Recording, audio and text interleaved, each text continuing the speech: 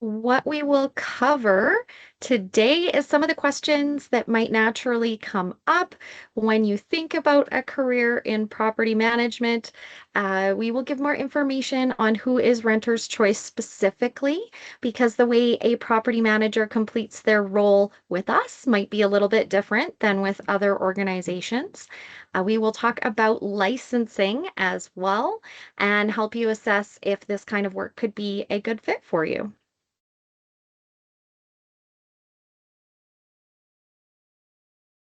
To get started, I do want to point out we are the only residential property management company in the Lethbridge area.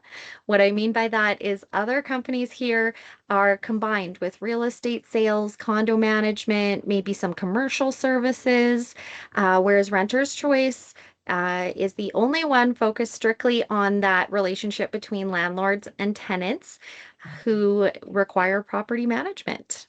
And I will let Amy give a bit more information about what else is great about Renter's Choice and how things got started. So, Amy Breznik is our Chief Visionary Officer and the brains behind it all. Go ahead, Amy. Thanks, Tracy. Um, what got it started 31 years ago in the little town of Tabor was just it started as a compliment. I was working in a real estate office and I was voluntold that I was going to fill rental properties for a realtor who was selling.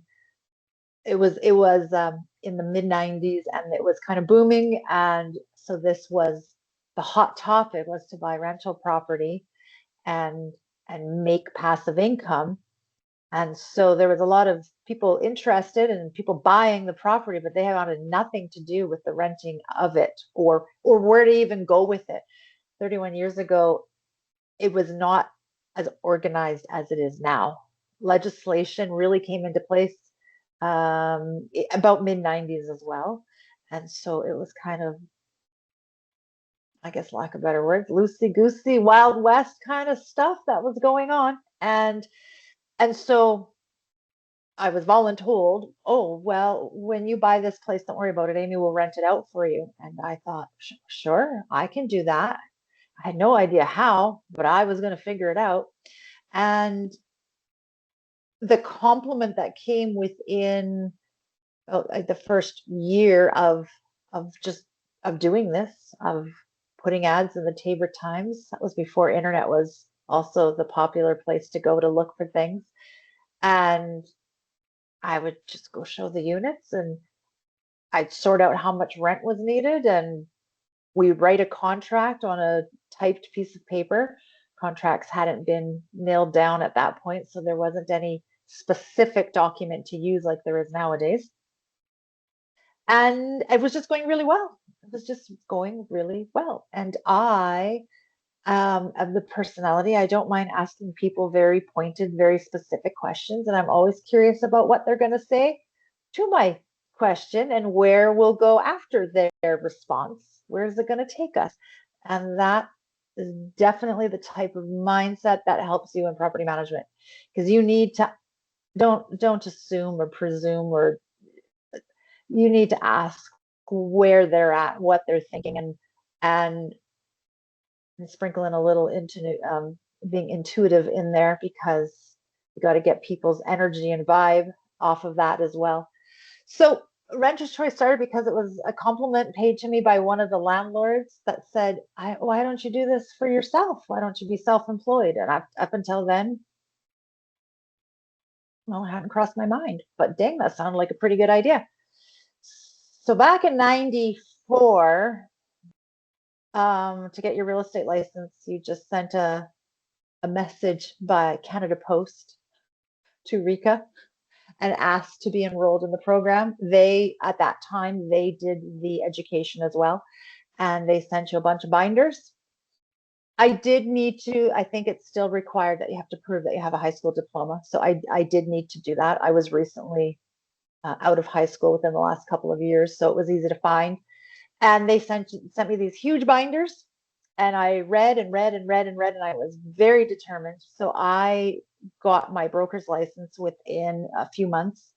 I would go anywhere that there was an exam center. I drove to Medicine Hat, in Lethbridge, Calgary. I needed to write those exams. And even as the modules were finished, you had to mail in the completed module for grading, and then you'd have to wait for the response to come in the mail to see if you passed the module, and then they would mail you another module in the mail. So I had Canada Post, their timelines were sprinkling in there as well. But I knew in order to have a brokerage, I needed my broker's license. And so I had to give every waking hour to getting that done. And then once that was done, it was just selected May 1st, 1995. That was going to be the first day of business. I was very fortunate. The small number of portfolios that I'd been working on under the real estate office, they had given those to me and said, go take them, go do property management, let us know where you're at so we can send you more clients. So I would say the first 15 years, Renter's Choice was a very successful secret because it was all word of mouth. It was all referrals. There was no advertising there just for what was available for rent. That was the advertising we did. And being a property manager, there's moments of great flexibility, and then there's also, especially when you have your own team, there's moments of it is all on you. So if you have another team member and they call in sick or they're not doing what they need to do, then it all lands on you, to make sure that gets done.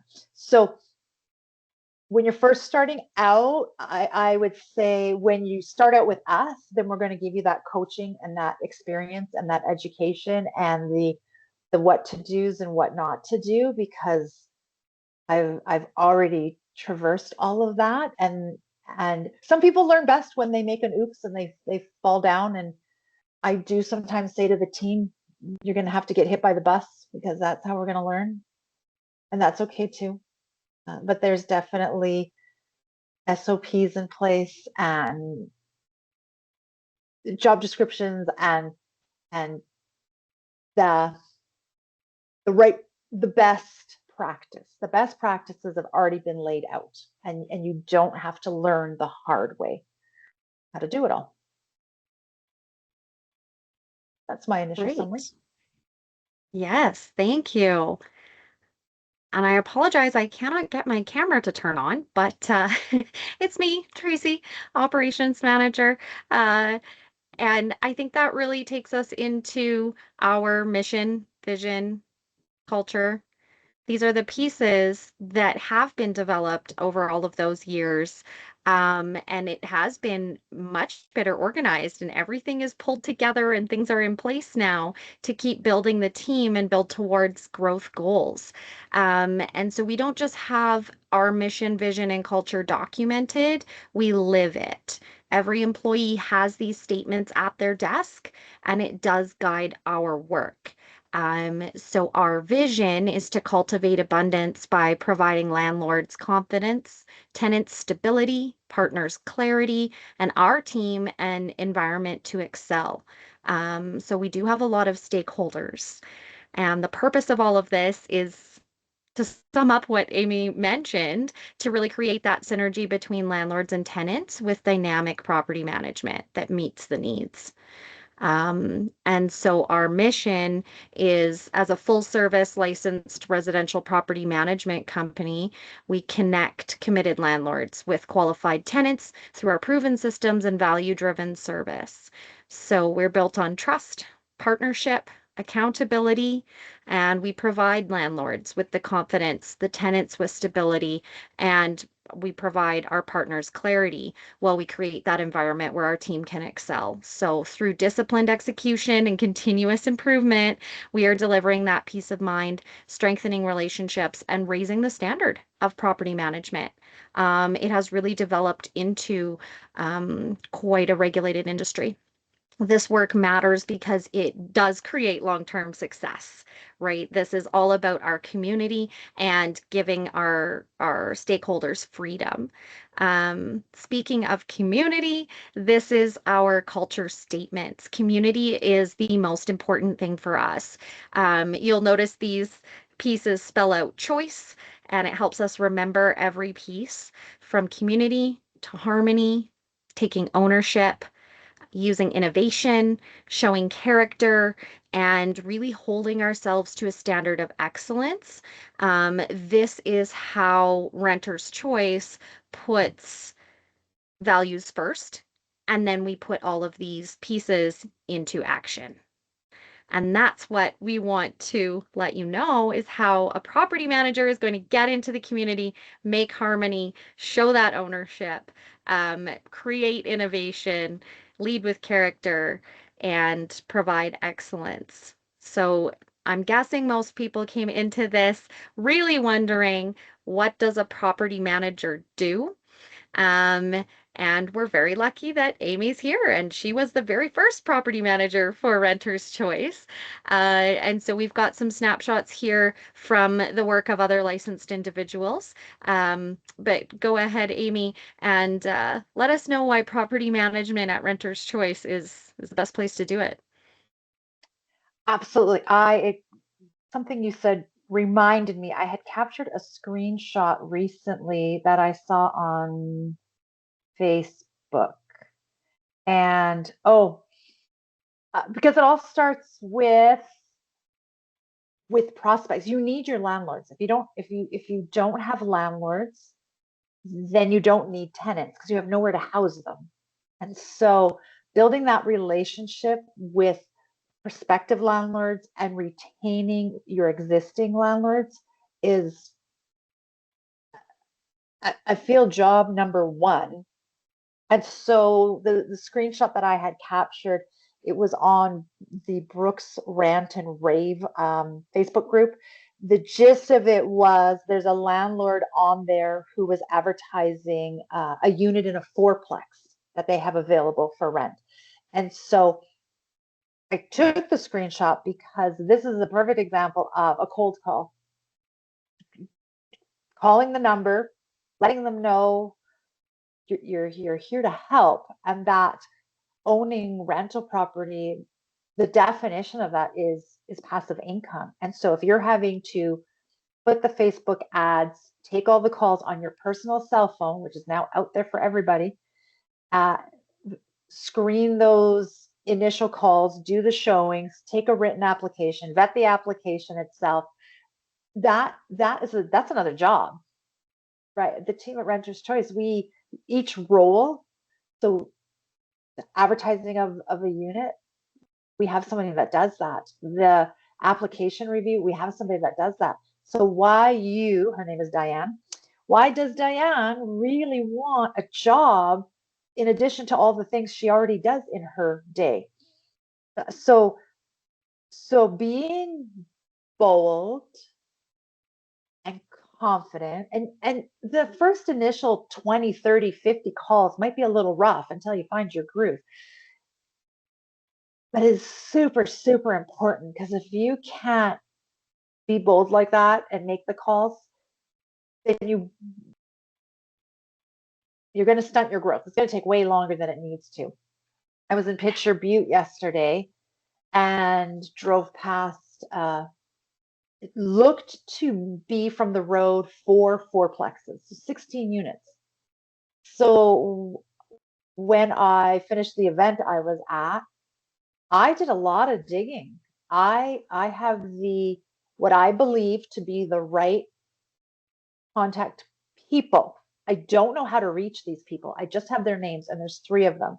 So then I have reached out to my network of business owners, and I have said, who knows these three people? I also went to LinkedIn, Facebook. So I do know a couple of my connections, close connections, have a connection to these people. And so that's who I've messaged and said, I know you're friends with them on Facebook, which might mean you don't know them really at all. However, if you do know who they are, I'd like a warm introduction. I would like a coffee date. You come to this date because you know this person. I will be there, and we're all three of us are going to sit down because I want that business. So that's the other piece too, is bold and determined because I want that meeting.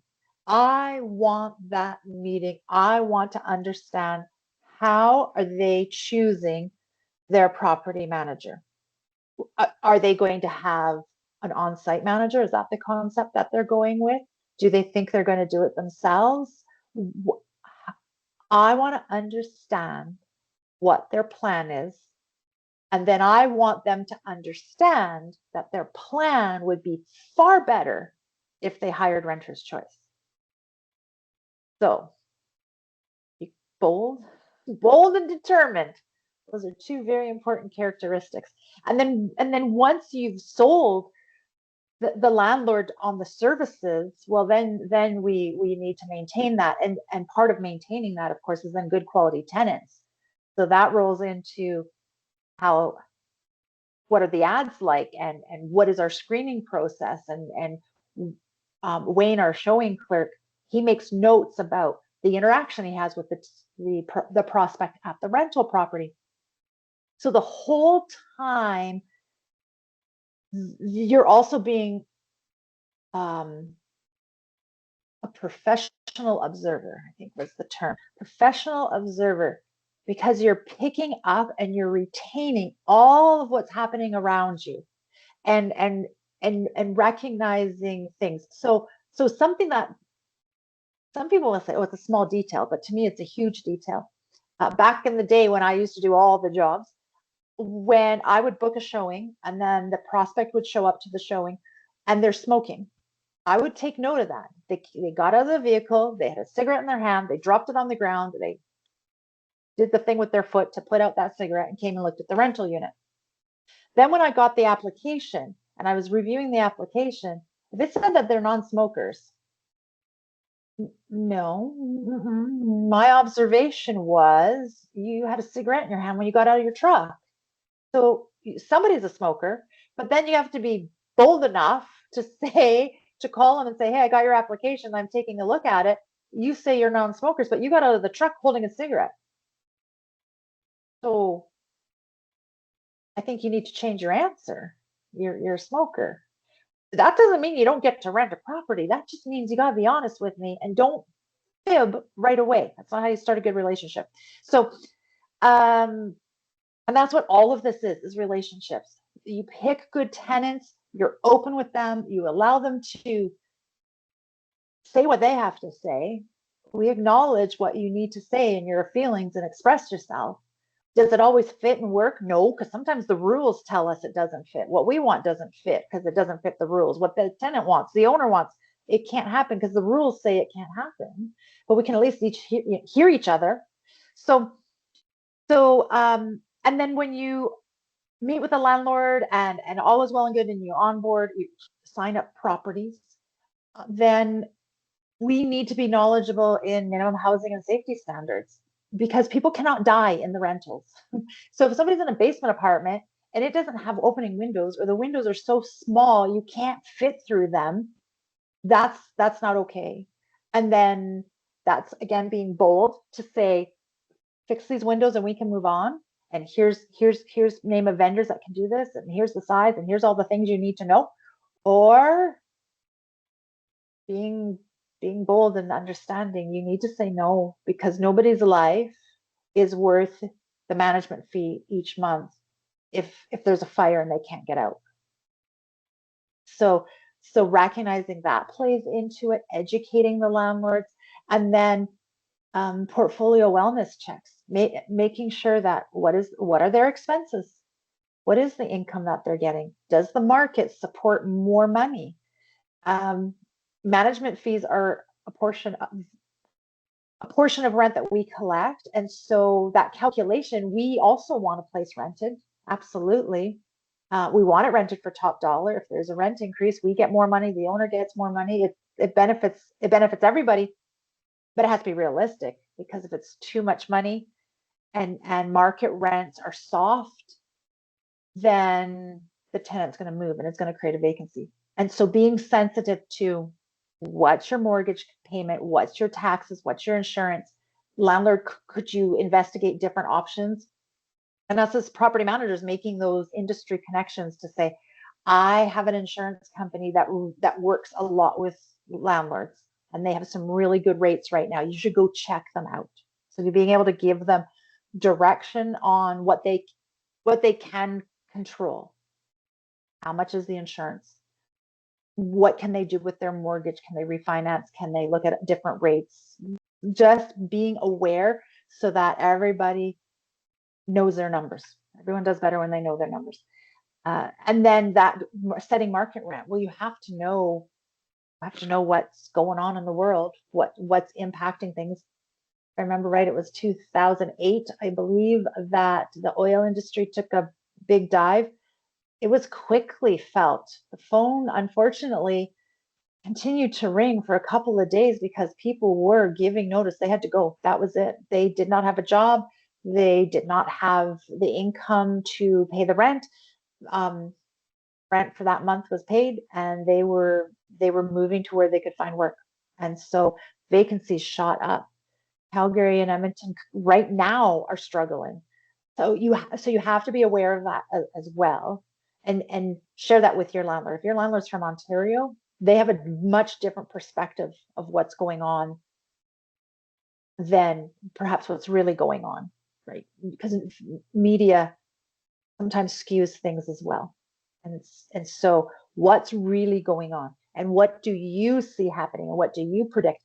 Or if you are fortunate enough to work with a landlord before they've bought a property, that is the best time, because then when the landlord is bringing you a property and they're like, look, 139,000 to get into this property. It's 2 bedrooms. It's 700 square feet. It has no basement. It's got 40 trees in the yard. It's awesome, right? No, no, it's not awesome. Not awesome at all. Nothing about that is awesome. The money, the purchase price might be awesome, but 40 trees in the yard is going to be a nightmare for you. 700 square feet, no, no, no. That is falling in the term of functionally obsolete. 700 square feet it does not work. And not having storage, and it's just people's lifestyles are different. That house most likely has a year built of 1920 and 2020. They're not the same. They're not the same people. They're not the same lifestyles. It is not a good choice. And being able to explain to the potential landlord who is a potential buyer why that doesn't work, and being bold and telling them that, not just saying, oh yeah, it sounds good because you just want that property. No, no, no, no, no, because you want to be able to rent the property and you want a good quality tenant and you want it to meet minimum housings and you want all these things to come together. So it's sharing information. It's giving them the knowledge that they need to make a good investment, especially if they're just looking and they haven't bought anything. I often will say to the investment buyers, you are in the best position ever because you don't have to buy a single thing. You don't have to do this at all. And if it's not right, don't do it. And when it is right, it'll be amazing because then you'll just see money go into your bank account every month.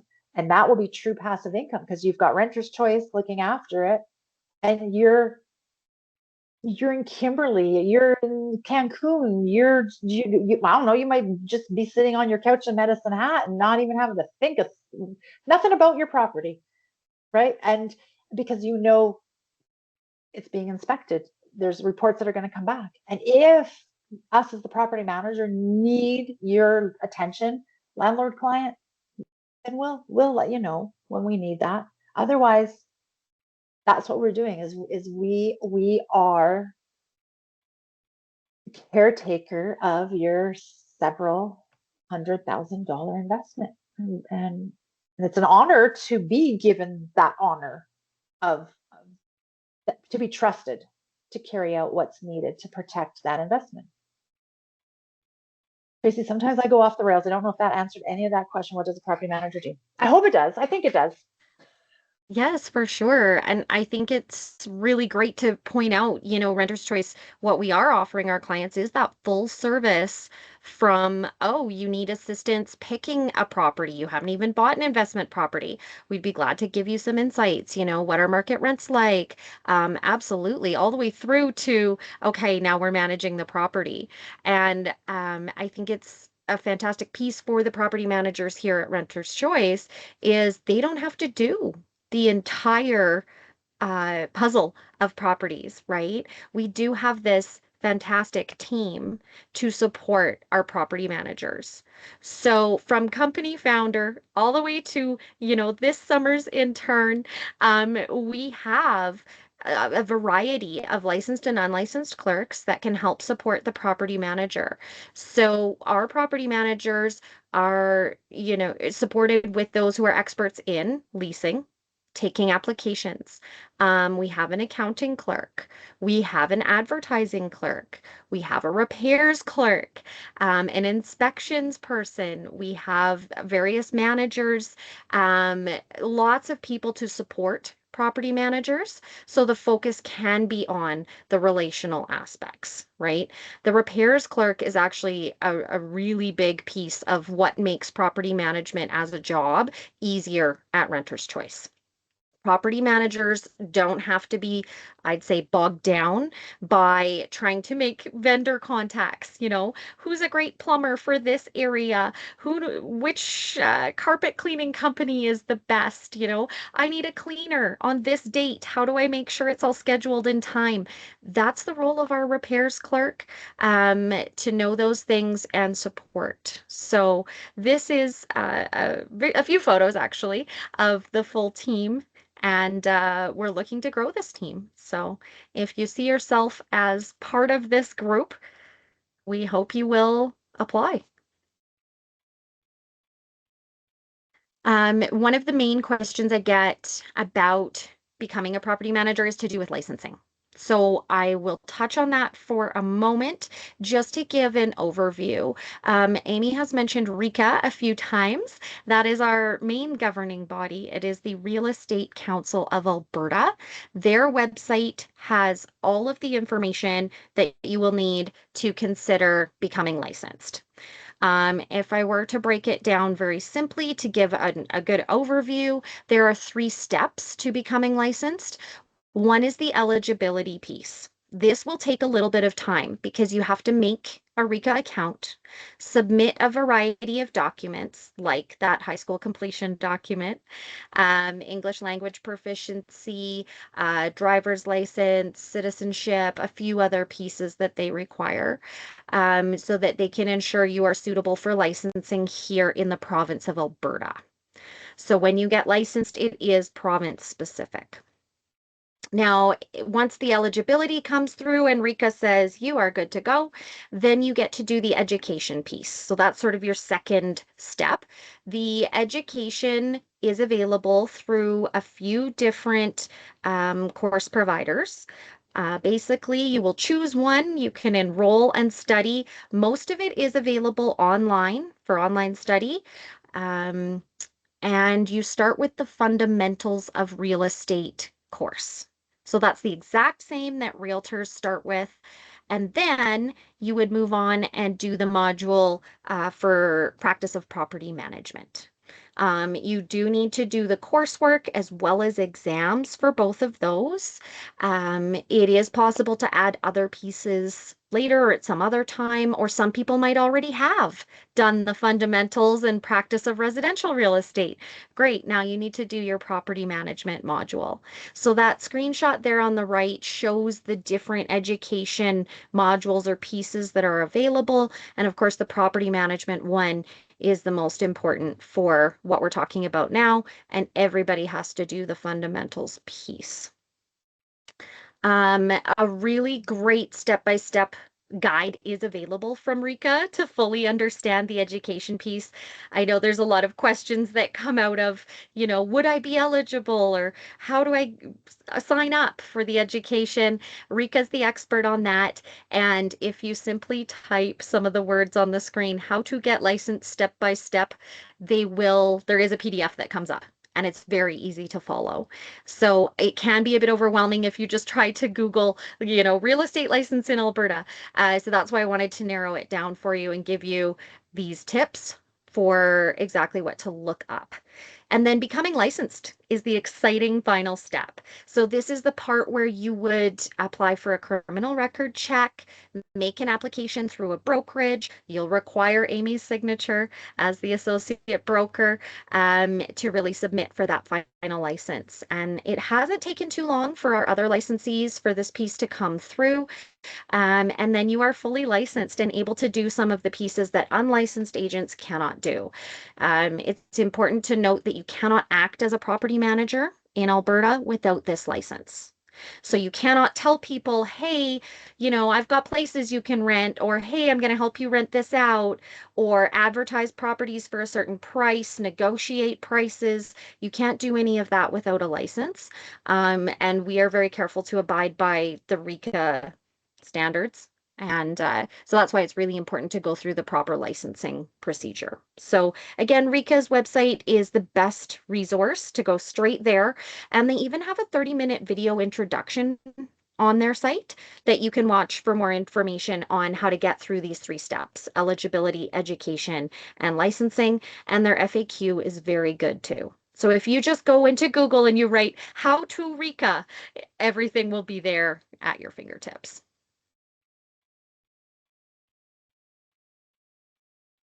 Great. Amy, what are your thoughts? Who makes a good property manager? I go back to being bold. Um, that's the best first. So somebody who understands you're not getting any money until you have a client, until you perform the service, and they're a go-getter and they'll go out there and do that. They also don't need to have connections.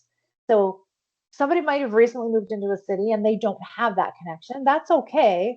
Then you need to be quite motivated, willing and able to go to functions that are put on by Chamber of Commerce or community events. Have your business cards, be willing to go up to a complete stranger and introduce yourself. There's often networking groups within a lot of the cities. Um, the very first networking group I went to, I invited myself. I just knew where it was and what time it started. I didn't know anybody in the room. Now, now I know all the people in the room. I had to be brave and bold, and I had to go and I had to introduce myself and explain what I do and what I was seeking, and make the connections with tradespeople. Tradespeople go into plenty of rental properties. They hear the complaints from the landlords. Those are great people to connect with. And as a tradesperson, then you have those connections. You also have another skill, which is the repairs you mentioned earlier. So when somebody calls in and they say, my air conditioning has quit, then you have a higher knowledge that to troubleshoot with them, to explain to them what's happened. When's the last time you changed your furnace filter? Some people, it's shocking. They'll say, oh, I didn't know there was one. Well, there's your first culprit. Second is explaining to them how you have to shut it off because you just froze up the compressor. And it's just a step that has to be done. Yes, it's going to be hot. It's 35 degrees. I get it.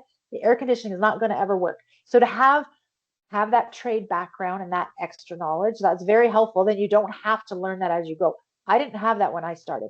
I had to learn I didn't even have Google.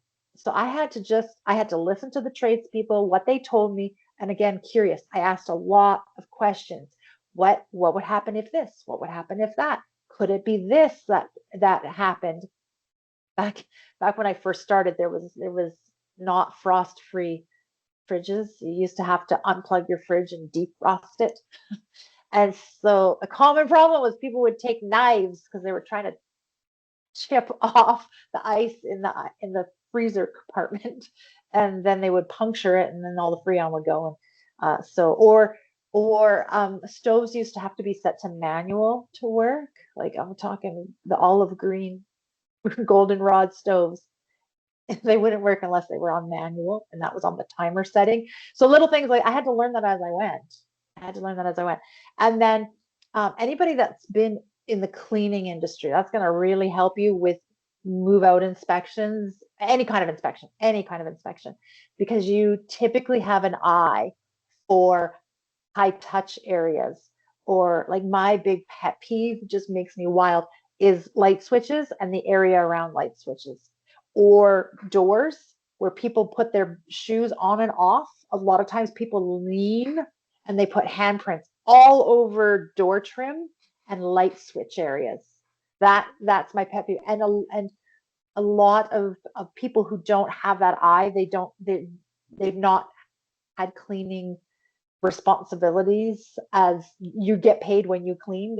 They don't quite see that. And so being a cleaner, you know, like even doing a move out inspection, I learned where the easiest path to disarming the situation, because nobody likes to be criticized or critiqued, evaluated on how they clean at a move out cleaning. But that's what exactly what you're there to do. You are there to evaluate and decide if you are getting money back or not getting money back. So let's call it what it is. I'm there to judge your cleaning. And so you learn to go in and you learn, so you have to know your stoves and you have to know your appliances. Most coil appliance stoves, you just lift that top up right away. First thing you do, lift that up. If that's clean, then you know you got a tenant that pays attention to detail. Um, Cleaners, they know that stoves do this. Um, Other people may not. So again, I learned by doing. I learned by figuring it out. I learned by pulling out the coils and wondering how do you get your hand under there to clean all that. And then it was actually Amy Thomas, who is still with us now, who started as a cleaner and has moved into being the inspection clerk. She came over and said to me, "Well, just lift it up." And I went, "Oh, it's on hinges." I had no idea.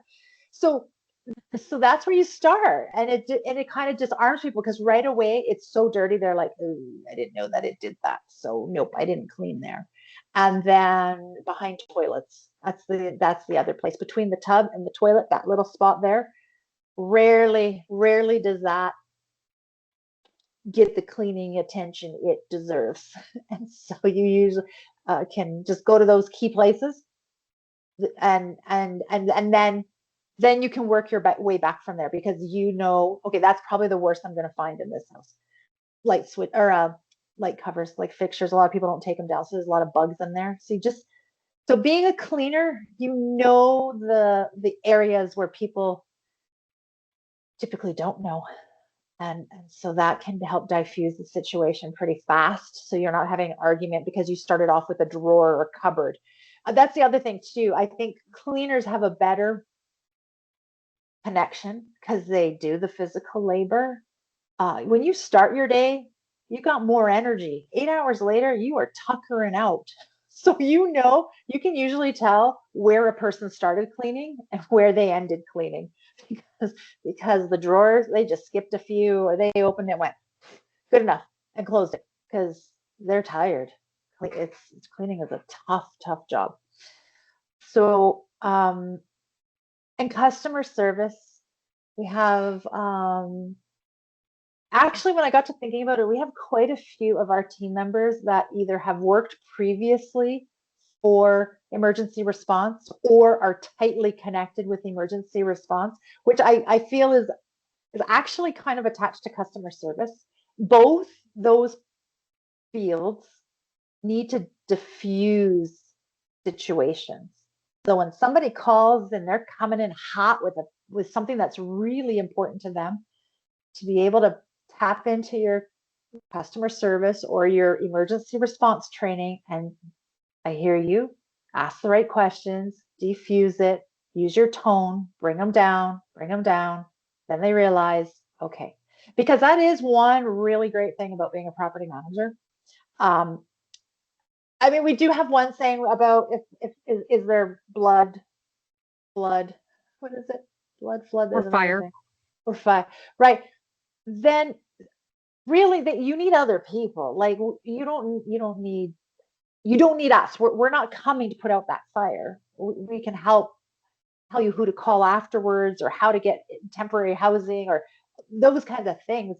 Um, that's not your everyday property management situation. People come in hot and they definitely think they have a big problem, but it's recognizing and be able to diffuse it and say it's okay. We'll get the right people. This is fine. No problems. But walking them down the path. This is the path to the solution, and here's the pieces I need you to do. So customer service, especially when you're really good at that, or like I say, emergency response. Mm. Yeah, emergency responders they know how to diffuse. Yeah, I think it's great to see how people can become a property manager from lots of different angles, lots of Mm. different backgrounds, and really use those transferable skills. And it's interesting the pieces you picked up on, a lot of those are part of my career path. You know, right out of high school, I was a cleaner. I worked at the university for some administrative and coordination pieces. I was in retail. I know how to calm down an angry customer, right? I've worked in a call center. I was the assistant manager at a gym and had to really put myself out there to get new sales leads. All of those pieces have really played into importance here at Renter's Choice.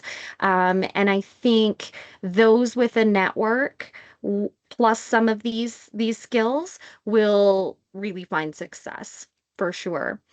Um, and the career progression that's available is fantastic, right? Like you get started with property management, you get started with renter's choice, and the more you do and the better you get at it, and the more properties that become part of your portfolio, it is a commission-based role. So your Mhm. success breeds success. So for those who are really interested and have that hustle, it is a really promising career. Yes, because that's how my whole professional life has been built was Mhm. commission. All of it is commission.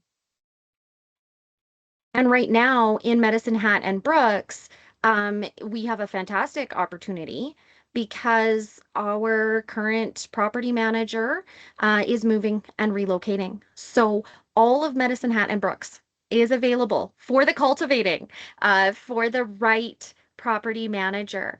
We are going to need more hands on deck in the Lethbridge area as well. We want to double our doors. And by that, I mean we want to grow the number of units that we have under management. So there are a lot of opportunities, whether it's, I'm saying here in Lethbridge because that's where I'm typically located, but Medicine Hat and Brooks is green for the getting as well. Mhm. Absolutely. Any other pieces before we turn over to questions? Was there anything else to add, Amy? I feel we've touched on a lot of aspects. Yeah. For sure. And thank you to everyone who's tuned in and caught some of the information. We will post the recording for a later date for anyone who wasn't able to make it. But we also do have a few minutes to take some questions. Um, Certainly unmute and pose questions you have now. Amy or I would be happy to answer that.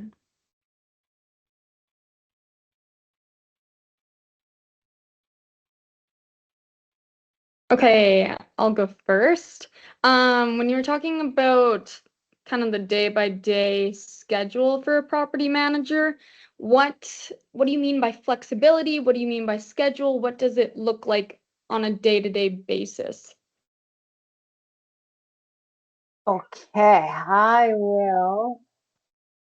So when been doing this 31 years. So at one point when I started, I had no children and then two children.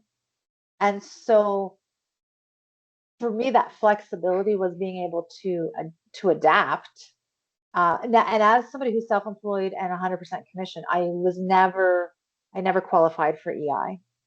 And so I, I needed to work around nap schedules. I needed to work around mom and me group. I needed to work around hockey practice and then my own events, as I mentioned earlier, the chamber events, and so I needed to be able to work around all those things, and so being able to block time, and it certainly that is a talent that everybody is not necessarily gifted with. A lot of people, we have to work at it to look at the week, know what we need to do, be able to block the time and put that in the schedule.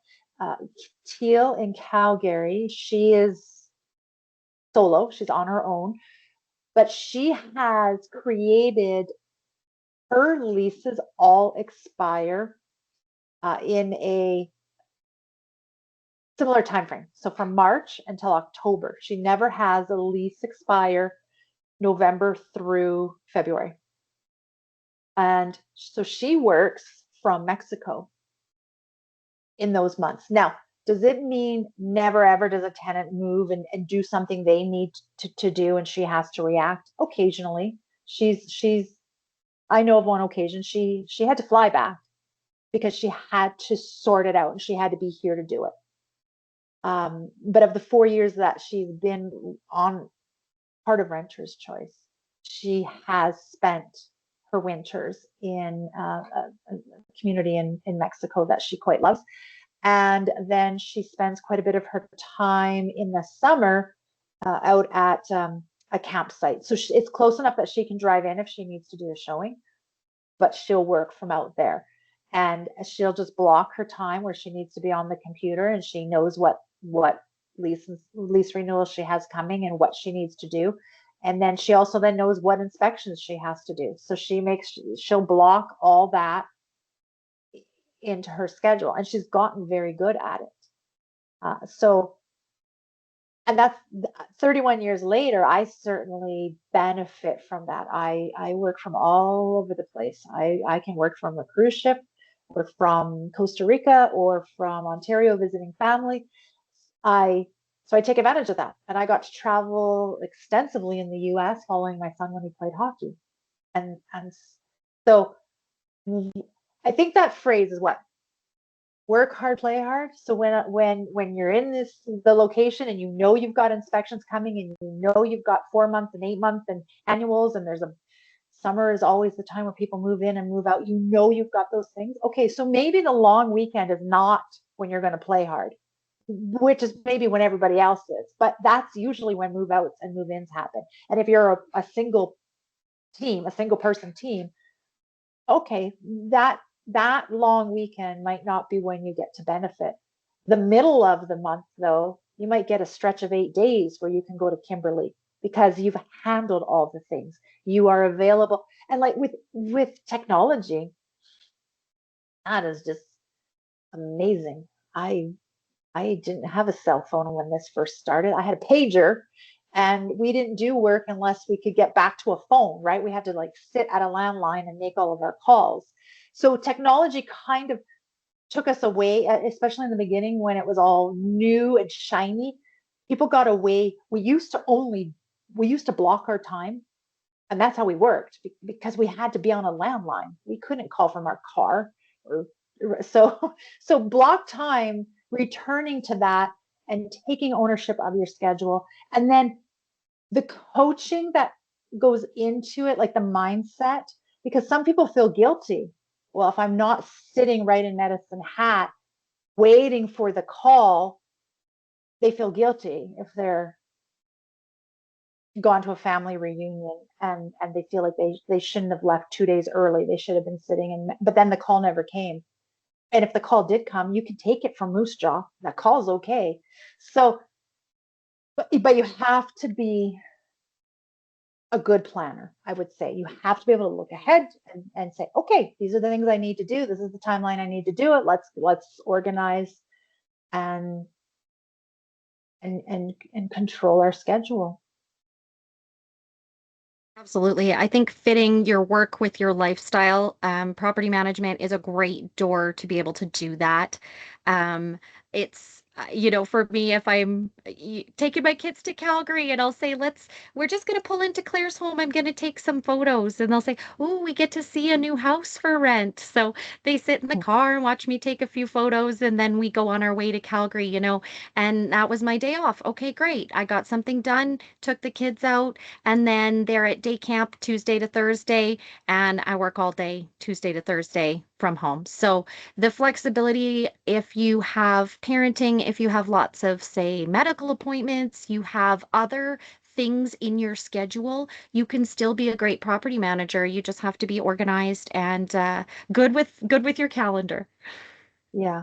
And some people are anxious about not having a steady income. And so I look at the Medicine Hat and the portfolios we have there, and I think to gain confidence, you could work a full-time job and then dedicate time to growing the portfolios in Medicine Hat so that that could take over the full-time work. If you have that commitment, like I mentioned in the beginning, I knew I needed the broker's license. So yeah, I squirreled myself away for many months because I had to get that part done. So if you're that personality that says, I know I can do this, I know I can, but yet I know I got bills I got to pay. I'm going to work my 8 hours during the day. And then when I come home, if those rentals need to be shown, all right, then show them at 7 o'clock at night. That's okay. It won't be necessary to show at 7 at night once you're doing it full time because people will look. Housing is super important in everybody's world. They will look at the rental during business hours. And we've tried it over the years, offering evening showings, offering weekend showings. And at this point, well, for the last 20 years, really, we we get stood up. People aren't giving up their weekends. They're not giving up their evenings. They're more willing to take the time off work like they would for a doctor's appointment or a dentist appointment. I'm going to go look at a rental. That's what I got to do. So, but you can do it. You can, if you need to keep that income, then you can make that commitment and be determined. You can do those things in the evenings, catch people at home, do your paperwork, and get it done. But you need an employment where you can cut back as well, right? When you realize, okay, property management, it was taking me 3 hours every day, Monday to Friday, 3 hours. And now, oh, I've got enough portfolios, I've got enough units. I now need 5 hours. Well, that 8 hour a day job, can you cut that back to 6 hours? Can you cut back to part-time? Because that property management is taking over. And let's not, some people, when they think about property management, they think about real estate. You got to get your license. And then they think big numbers. And that's one thing we got to be real about. You need a lot of doors to get big numbers because property management, even if we use 10%, it's a $1,500 rent, 10% management fee, it's $150. You need a lot of doors to make that work. So you've got to be committed and you've got to be out there to hustle and get more doors. Sure, for sure. And if there's more questions on scheduling or time frames or will this work for me, don't hesitate to email. I have put my email in this presentation, also online. We're always accepting questions, always accepting resumes. renterschoiceab.com/careers. You can put your resume through there. There's no AI scanning of resumes here. It comes straight to me. Happy to take a look and chat with you as an individual, perhaps about some of those needs or right fit for the industry. Do we have any other questions? Can you hear me? Yes. Okay, perfect. What role or roles would you be currently looking to fill for a property manager?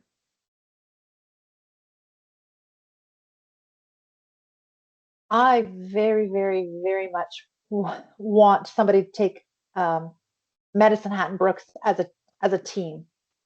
So they are, as Tracy mentioned, a property manager in that area who is willing to grow those portfolios. We have those doors. However, Lethbridge to Medicine Hat is 2 hours, and that is a tough stretch, and it's wearing on us.